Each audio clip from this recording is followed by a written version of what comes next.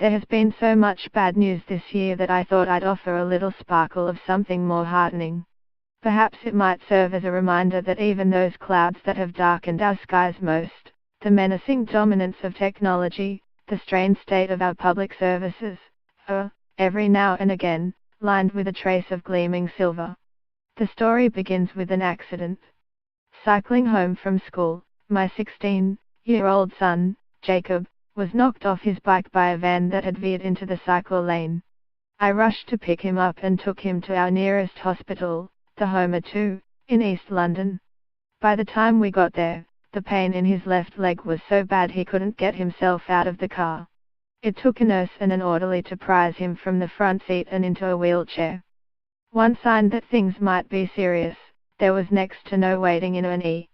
Instead, he was rushed through the various stages, X-rays and the like, until they declared that his kneecap had been broken.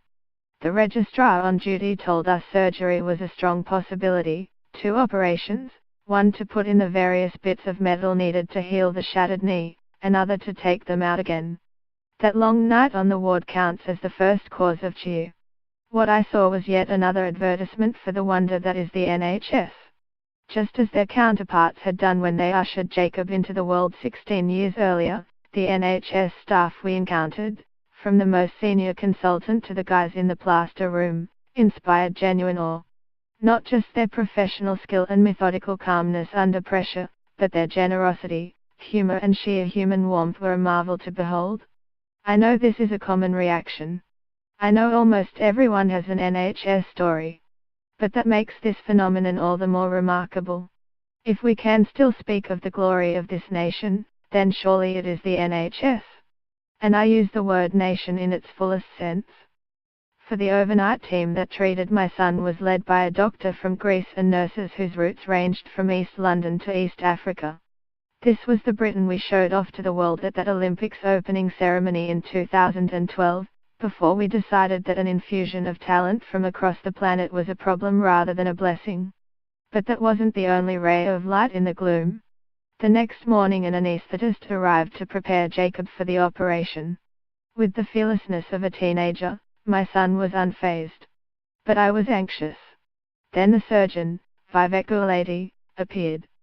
Getting straight to the point, he announced that there was no need for an operation after all.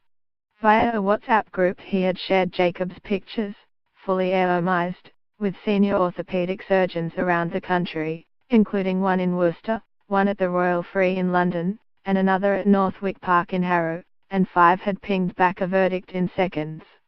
Unanimous view, 5 out of 5, he said. No need for surgery. Jacob was young, his bones would heal. A cast, followed by a brace, would be enough. It's cheering to hear of a small effort to create something that helps people rather than hurts them.